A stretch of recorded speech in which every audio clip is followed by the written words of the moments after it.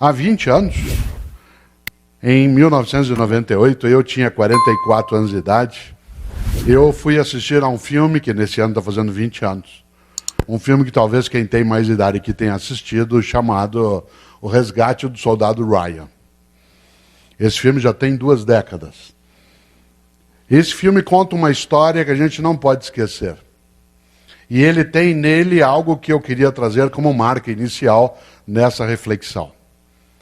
Quem aqui assistiu ao filme se lembra, ele é um filme já clássico, o que eu vou falar aqui é spoiler, mas isso para quem já assistiu não vale, para quem não viu, feche os ouvidos. O filme conta uma história magnífica, difícil de assistir. É um filme do Steven Spielberg, cujo ator principal é o Tom Hanks, e o segundo é o Matt Damon. Nesse filme, o roteirista produziu uma história maravilhosa, difícil de lidar. Na Guerra Civil Norte-Americana, houve uma situação em que 4 filhos de uma mesma mãe morreram na Guerra Civil Norte-Americana. E, como 3 deles haviam sido mortos durante o combate, as forças de direção trouxeram o 4º filho para que ele não fosse também morto e a família não ficasse sem nenhum dos seus. Ele não o fez. O roteirista do filme O Resgate do Soldado Ryan leu essa história porque viu um dia o túmulo deles e resolveu passar a história para a Segunda Guerra Mundial. E a história, portanto, do filme O Resgate do Soldado Ryan se dá na Segunda Guerra Mundial com uma missão.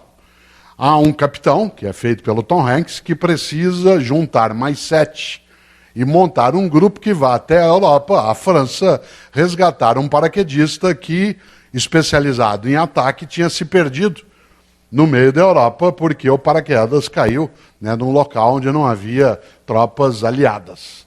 É necessário que ele vá ser resgatado por comando do general Patton. O general Patton determinara que famílias em que havia vários filhos, quando alguns deles tivessem morrido, aquele que sobrevivesse deveria ser levado para casa. Isso é real. No caso, a história não é real em relação à Segunda Guerra, mas em relação a esta autorização, sim.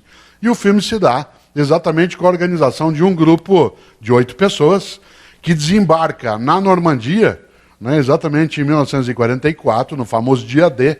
Os primeiros 20 minutos desse filme, para quem não gosta de cinema realista, não deve ser visto, porque você tem que ficar de olhos fechados. Ele é absolutamente nada romântico com a ideia de guerra, de arma, de sangue. É uma coisa fortíssima.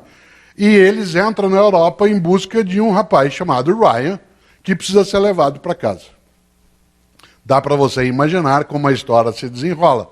Isto é, acharam um paraquedista de uma tropa norte-americana perdida na Europa, em meio a uma guerra, ainda mais sem aqueles meios digitais que o Pedro tanto aprecia, um pouco mais complicado.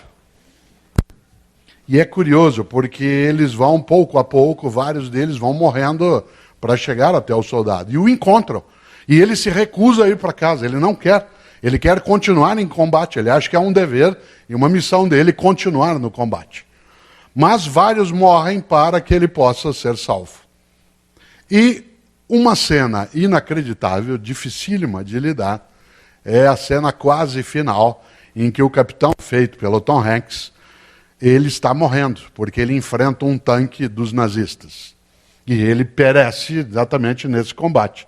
Pouco antes de morrer, enquanto ele está deitado, encostado numa mureta, quase já no final, o Ryan vai até ele. O jovem de 18 anos vai até ele. E o capitão, segura o Ryan pela gola do uniforme, olha para ele, um pouco antes de morrer, e diz: faça por merecer. Faça por merecer. E o filme vai até o final com algo fortíssimo, que é o Ryan, já idoso, no cemitério, visitando o túmulo do capitão. Enquanto ele está orando pelo capitão, a família dele está mais à distância, ele já bastante idoso, ele termina, ele dialoga com o capitão, agradecendo, claro, com o túmulo, faz continência e chama a esposa dele, que vem pouco a pouco, ele segura na mão dela e pergunta: eu fiz por merecer? Essa é uma das questões mais difíceis que a gente pode ter de lidar. Quando esse título da reflexão aqui hoje é: se você não existisse, que falta faria? Em última instância, a grande pergunta é: fazemos por merecer?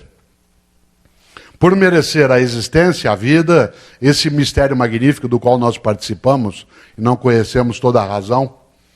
Essa vida que nós partilhamos com outras e outras formas de vida, será que nós a desperdiçamos, a colocamos fora? Cada vez que eu revejo e revejo a cena, eu me lembro dessa pergunta que ecoa dentro de mim.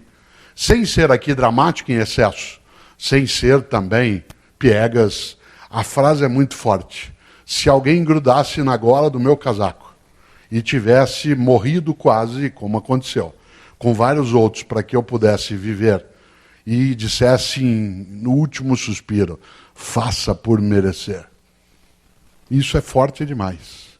É interessante, porque as homenagens que a gente recebe, elas, vez ou outra, nos levam exatamente a pensar isso. Será que nós fazemos por merecer? Merecer o quê?